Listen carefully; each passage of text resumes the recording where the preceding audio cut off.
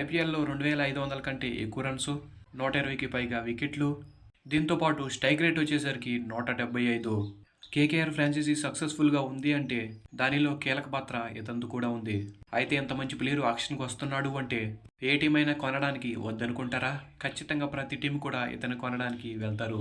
ఎన్నో మ్యాచెస్, ఓడిపోయే మ్యాచెస్ కూడా ఒంటి చేత్తో గెలిపించిన అనుభవం ఉంది. ఇంకంతేకాకుండా ప్రతి సంవత్సరం కూడా ఇతను ఫుల్ ఫిట్గా ఉంటాడు. ఇలా ఇన్ని రికార్డ్స్తో ఆక్షన్లో స్పీడ్ బౌలింగ్ ఆల్రౌండర్ దొరకడం చాలా కష్టం.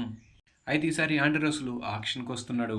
మరి ఇతను కొనడానికి ఈసారి ఆక్షన్లో అయితే గట్టి పోటీ ఉంటుంది. 2020 ఐపీఎల్కి ఆండ్రే రసెల్ మీరు ఏ టీంకి వెళ్తాడు అనుకుంటున్నారో కామెంట్ సెక్షన్లో కామెంట్ చేసి తెలపండి.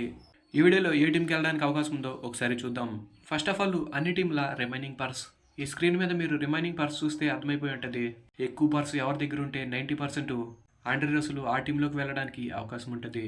KKR, CSK, SRH, Lucknow, Delhi ఈ 5 టీముల దగ్గర 20 కోట్ల కంటే ఎక్కువ ఉన్నాయి. రసెల్ ఈజీగా 10 నుంచి 15 కోట్లు అయితే పలుకుతాడు.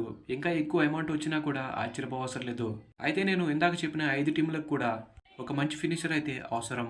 కాబట్టి ఆ 5 టీములు కూడా ఇతన్ని కొనడానికి పోటీ పడతారు.